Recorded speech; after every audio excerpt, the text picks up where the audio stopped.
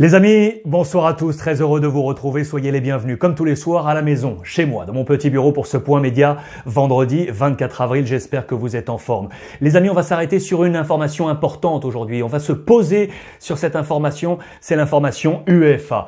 Priorité au mérite. C'est le mot d'ordre relâché par Alexander Čeferin, le patron de l'UEFA. Hier, réunion extraordinaire pour trouver deux modus. Comment en finir avec les championnats domestiques et ainsi, éventuellement, si tel n'est pas le cas, comment désigner les équipes qui disputeront les prochaines compétitions européennes. Et c'est là qu'Alexander Čeferin n'a pas encore tranché. Explication dans les colonnes, par exemple, du quotidien italien, la Gazzetta dello Sport. Ce qui est sûr, c'est qu'Alexander Čeferin veut la finale de la Ligue Europa le mercredi 26 août prochain. Il veut la finale de la Ligue des Champions le samedi 29 août. Pour ce faire, il demande aux fédérations une date limite, le 2 août, pour en terminer avec les championnats. Pourquoi ? Parce que le calendrier de la Ligue des Champions, il est ultra dense. Souvenez-vous, on s'était arrêté au 8e de finale retour de la Ligue des Champions. 4 matchs s'étaient déjà joués, donc déjà qualifiés l'Atalanta, Leipzig, l'Atlético et le Paris Saint-Germain. Pour les 4 derniers matchs, voici le calendrier proposé par l'UEFA. Vendredi 7 août, Juve-Lyon, Manchester City, Real Madrid. Le lendemain, samedi 8 août,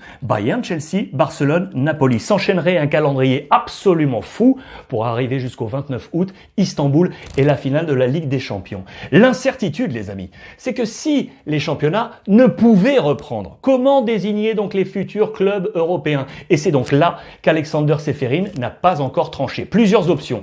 L'option Playoff qui revient énormément. Elle est à la une là des colonnes du Mundo Deportivo en Catalogne, en Espagne. C'est une option qui ne fait pas rire du tout. The Sun, les Anglais, vous allez rire à la une du tabloïd anglais. En France, regardez, dans les colonnes de notre quotidien national, sous la plume de mon confrère Arnaud Herman, l'équipe, ce titre, la lutte des classements. Très bon papier avec, regardez, les 3 issues possibles choisies éventuellement si nous ne pouvions pas aller au terme de notre championnat.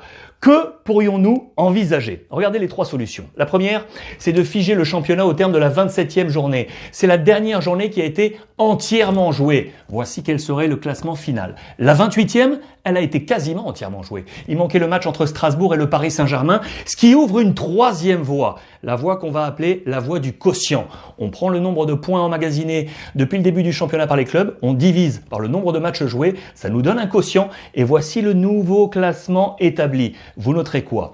Que les 3 derniers, cela ne change absolument rien. Cela ne change rien non plus pour les 4 premiers, Paris, Marseille, Rennes et Lille. En revanche, regardez la zone jaune, la zone Europa League. Lyon et Montpellier étaient qualifiés au terme de la 27e journée. Ce n'est plus le cas sur le classement du quotient. On sort de cette zone. Dans le même temps, regardez Reims et Nice. Ils n'étaient pas qualifiés ici. Ils sont là qualifiés. Il y a un croisement. Imaginez les discussions dans les instances du football français dans les prochains jours. On va suivre ça très attentivement et la réflexion également d'Alexander Čeferin. Ce qui est sûr, les amis, on vous l'a annoncé, c'est qu'en Allemagne, on va reprendre. On est prêt. Regardez, c'est au centre ici de l'Europe. Le seul pays en jaune, avec également la Suisse, c'est à noter, où la reprise, ça y est engagée. On est prêt. C'est le message qui a été lancé. On est là dans les colonnes de la Gazzetta dello Sport en Italie. C'est le message qui a été lancé par cet homme. Ici, Christian Seifert. C'est le patron de la Ligue allemande. Il a formulé, formé,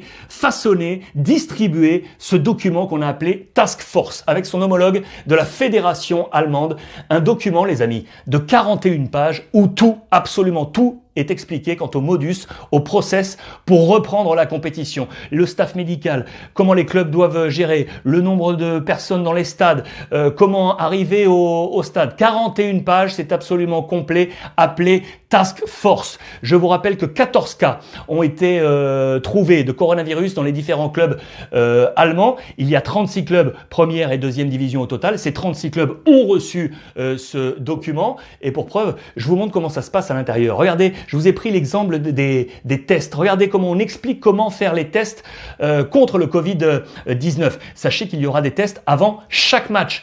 Le championnat devrait être regroupé sur 8, 9, 10 semaines. En tout, 20 000 tests devraient être ainsi opérés pour s'assurer de la bonne santé de tous les joueurs de ces 36 clubs de première et de deuxième division. Il manque une chose, il manque un hockey, on vous l'avait annoncé hier, c'est le hockey politique. Le 30 avril prochain, Angela Merkel devrait donner ce OK à la Ligue et à la Fédération allemande pour relancer le championnat allemand. Regardez pour le détail, regardez comment ça va se passer également pour nous, gens de médias. Il y a un peu partout dans les zones médias des points pour se laver les mains. Regardez dans un car régie de télévision, les plexis installés entre chaque poste avec le poste de réalisation. Voilà, tout est parfaitement travaillé de la part de la Ligue et de la Fédération. Très bon travail de Christian Seifert. À noter également que le patron de la Ligue a fait un don extraordinaire à l'ensemble des EHPAD en Allemagne. 500 000 € donnés par la Ligue de football allemande aux EHPAD. À noter également une autre bonne action de la part des clubs allemands dans les colonnes de Bild. Regardez ça. Les 4 clubs qui disputaient cette année la Ligue des Champions, le Borussia Dortmund, Leipzig, le Bayer Leverkusen ou le Bayern Munich, les 4 ont monté un fonds 7,5 millions d'euros pour l'ensemble du football allemand, pour la 3e division masculine allemande et la première division féminine. Ça représente à peu près 300 000 € par club. L'information m'a été livrée par Patrick Guillou, notre consultant Allemagne, que je remercie à distance, qui est au fait jour de ce qui se passe du côté des décisions en Allemagne. Il sera au fait, bien entendu, de la décision d'Angela Merkel. Je vous tiendrai informé dans les prochaines éditions. Je voulais absolument terminer, parce que je sais que vous adorez ce petit moment également, avec ce point presse quotidienne régionale. Je remercie au passage mon copain là, Gianni, qui au jour le jour, pardon, je l'ai perdu, m'envoie l'ensemble de la presse quotidienne. Je le retrouverai. L'ensemble de la presse quotidienne pour vous livrer ces papiers. Où est-ce que je vais vous emmener aujourd'hui? Tiens, je vous emmène en Corse, du côté de La Plaine, dans les colonnes de Corse Matin, avec ce très joli papier sur Morgane Nicoli. Elle est professionnelle du côté de Montpellier et quand le confinement a été déclaré, elle a eu le temps de se rendre chez elle en Corse, auprès de ses parents, du côté Corse de la plaine orientale, pour pouvoir travailler. Elle est au chômage partiel depuis le 23 mars, 4e avec son club de Montpellier en première division féminine. Voilà ce très joli papier sur le jour d'une professionnelle, Morgane Nicoli, du côté de Montpellier, en confinement dans sa Corse auprès de ses parents. Je vous emmène maintenant là-haut, en Bretagne, le Finistère, avec le petit club de Poulan-sur-Mer, dans les colonnes de mes confrères du Télégramme. Regardez ce joli petit papier pour aller voir les gars. Les gars de Poulan, voilà le nom du club, les gars de Poulan, qui retrouveront la 2e division départementale. Ils étaient descendus en D3.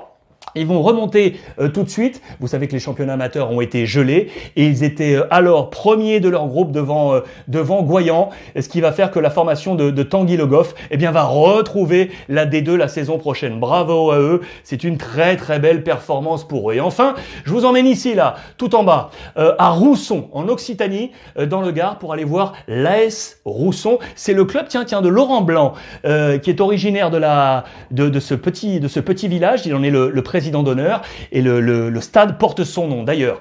Alors, l'ASR, pour vous dire que l'ASR repartira en Régional 1 la saison prochaine, ça c'est bien, parce que ils étaient 9e du classement, là aussi ça a été gelé, ils vont rester donc en Régional 1 l'année prochaine, pour pourquoi pas viser le national. Sachez que c'est le premier club gardois à atteindre cette division, c'est intéressant, et sachez-le également, c'est monsieur Cédric Barbosa, un ami, l'ancien professionnel qui sera l'entraîneur de l'AS Rousson la saison prochaine. C'est lui qui m'a envoyé ce petit papier de Midi Libre et je l'en remercie. Voilà pour ce point presse quotidienne régionale. Les amis, pour voir et revoir l'ensemble de ces éditions, c'est sur les réseaux sociaux avec le hashtag Ruiz Club. Ce soir, suite des rediffusions du club du dimanche. On repart 6 ans en arrière avec le patron alors de l'UEFA, monsieur Michel Platini. Les amis, merci de votre fidélité, merci pour tous vos messages. Vraiment, du fond du cœur, on reste à la maison et profitez des vôtres.